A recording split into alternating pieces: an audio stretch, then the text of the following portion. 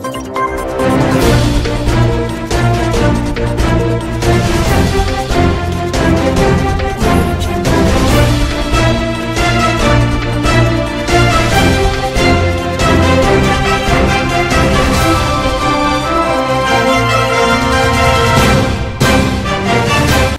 de nous rester fidèles. Mesdames et messieurs, bonsoir et bienvenue dans cette édition. Le président de la transition, le colonel Assimi Goïta, a promulgué la loi portant révision de la charte de la transition adoptée par le Conseil national de transition. La Limama a tenu ce dimanche sa traditionnelle journée de prière et de lecture du Saint-Coran pour la paix au Mali. En Côte d'Ivoire, l'effondrement d'un immeuble a fait au moins 6 morts à Treichville.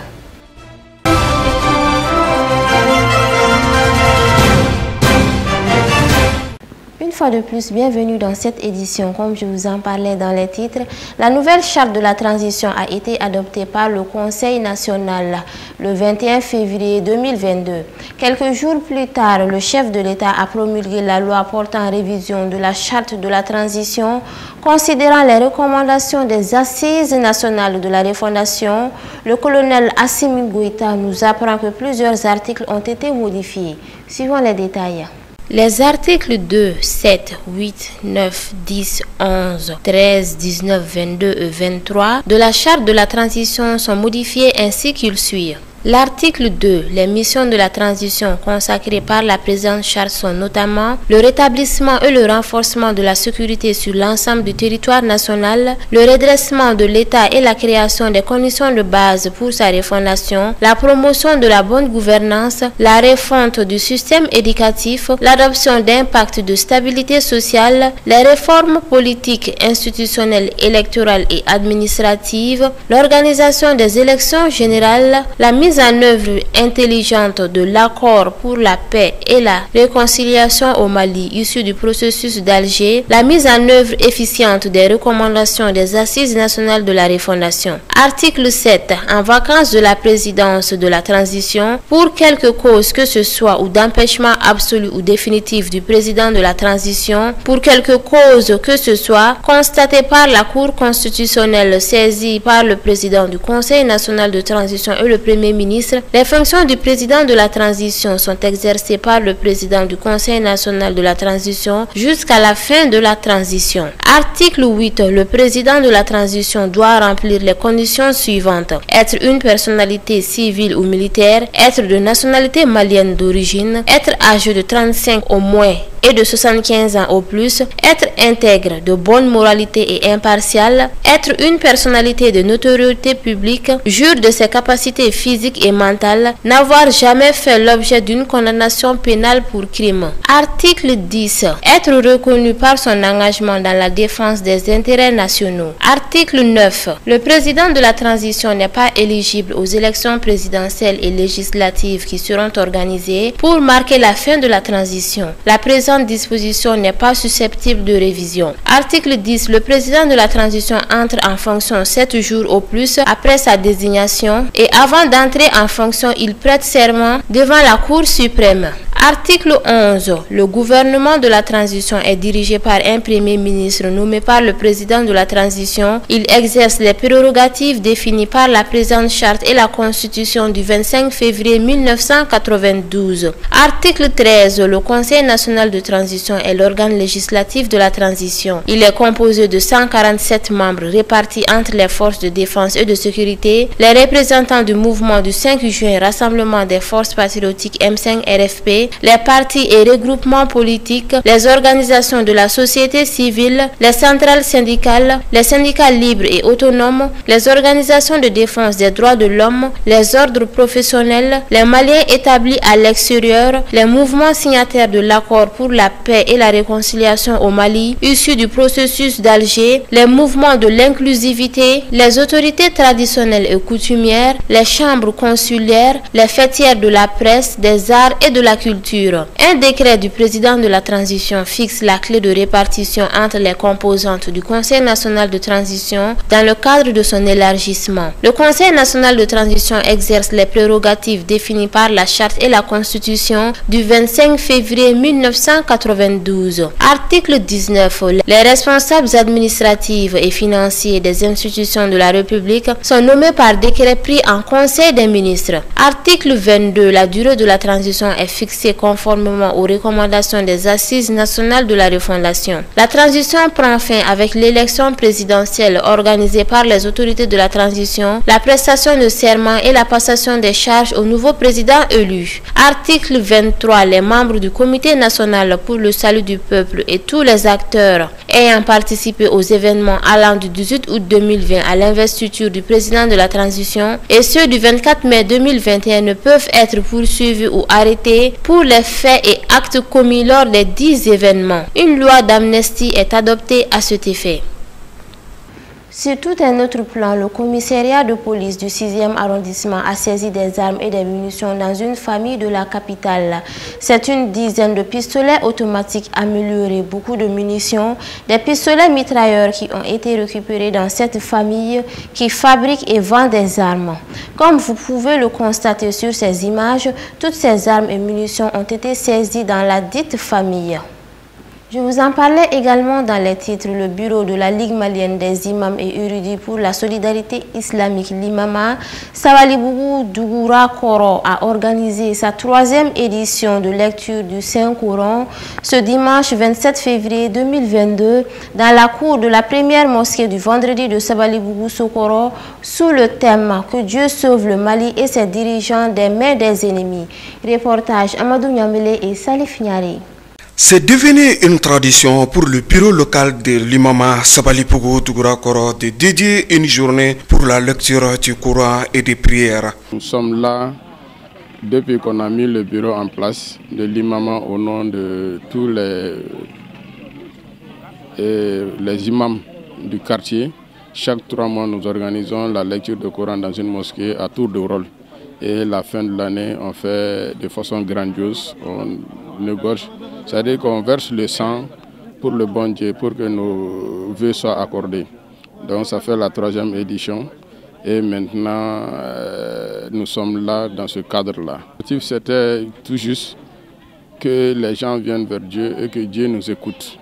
Et que le Coran, c'est à travers le Coran, c'est la parole même de Dieu. Si on évoque le Coran, on a si bien dit dans les hadiths qu'il y a les anges qui viennent pour nous aider et magnifier Dieu. Donc c'est ce qui nous amène. Et nous savons qu'à travers le Coran, l'être humain est bien écouté par le bon Dieu. Donc on est là cette année quand même. C'est pour encore dire, comme vous voyez le thème, c'est que Dieu sauve le Mali et ses dirigeants de la main des ennemis. Donc nous sommes là dans ce cadre-là. Donc nous savons que quand tu es musulman, d'abord tu vis. Quand tu vas à la mosquée, ça veut dire qu'il y a la paix. Quand nous pouvons faire nos travaux, chercher nos condiments, c'est parce qu'il y a la paix. Sans la paix, rien n'est possible.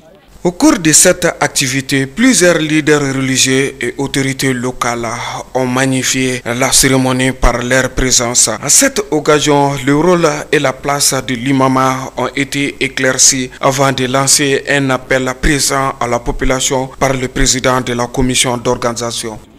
Bon, l'appel que je peux faire, c'est vraiment demander aux Maliens d'être optimistes.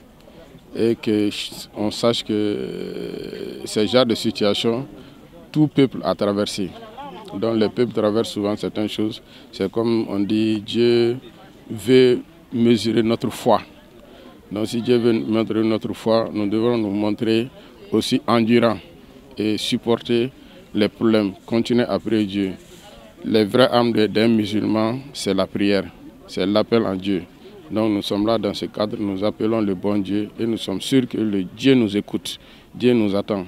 Et la voie même est déjà en cours, nous sommes sur la bonne voie, nous espérons avec les dirigeants en place, le Mali est déjà sauvé. Et nous prions pour tout le monde, que ce soit le vrai bonheur, l'entente et la cohésion sociale, surtout la délinquance juvénile que Dieu nous aide à guider nos enfants qui sont maintenant à la merci des stupéfiants.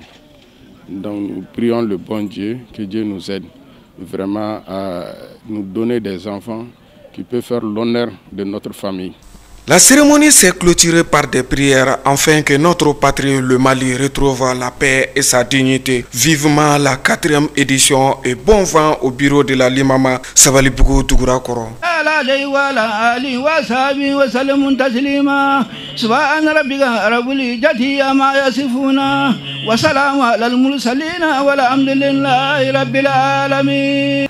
Des ouvrages de traitement des eaux usées installés à Bamako ont été visités par la ministre de la Santé et du Développement social. Elle était accompagnée par son collègue de l'Environnement, de l'Assainissement et du Développement durable. Ces visites ont pour but de s'enquérir des conditions de traitement des eaux usées des différentes stations d'épuration. Maïmouna Koulibaly.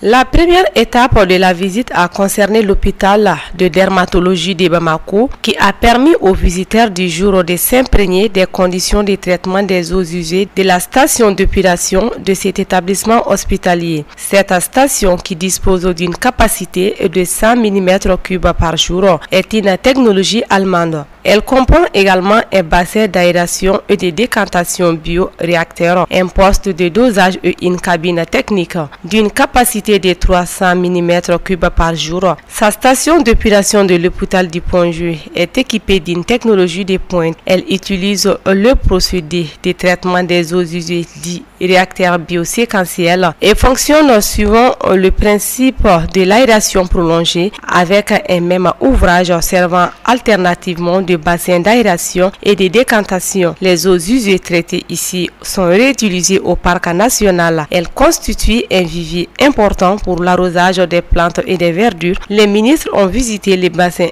installés à cet effet. La délégation ministérielle s'est ensuite rendue à la station d'épuration de Sotiba en chantier. Outre toutes les eaux usées des unités industrielles, 5000 mm3 par jour, les bouts de vidange et les eaux usées de certaines familles y sont traités. Un vaste chantier permettant de rassurer davantage les populations y est en cours. Le ministre en charge de l'environnement a expliqué que la visite consistait à montrer aux populations que les eaux usées des hôpitaux sont traitées et mises dans la nature en état d'utilisation pour le jardinage et autres usages non humains. Aujourd'hui, dans nos hôpitaux, toutes les dispositions sont prises en amont pour traiter les eaux usées afin qu'elles ne puissent plus contenir les germes, a rassuré Modibo Kone qui s'est dit satisfait des efforts fournis. La ministre de la Santé et du Développement social a rappelé la détermination des autorités à tout mettre en œuvre pour améliorer les conditions de vie de nos concitoyens. Il n'y a qu'une seule santé. Si l'environnement menace la santé, il faut rapidement mettre un terme à ces risques, a insisté Mme Djeminatou Sangere. À ce jour, notre pays compte 9 stations d'épuration à Bamako et dans les régions. Les 7 ont été financées par le budget de l'État pour près de 13,7 milliards de francs CFA et les 2 autres par la KFW à Mopti et Tombouctou. 3 stations sont en cours de construction, a expliqué Mme Konaté Ouma Adjeneba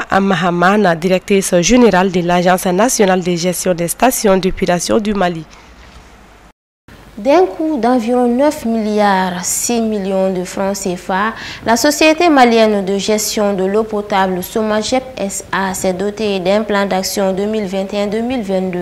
Ce plan d'action comporte des initiatives et des projets sur les travaux de renforcement de production, de réhabilitation et d'extension de la couverture des réseaux à Bamako et dans les centres de l'intérieur où des localités reprises ont bénéficié des réalisations des branchements sociaux. Suivons les détails.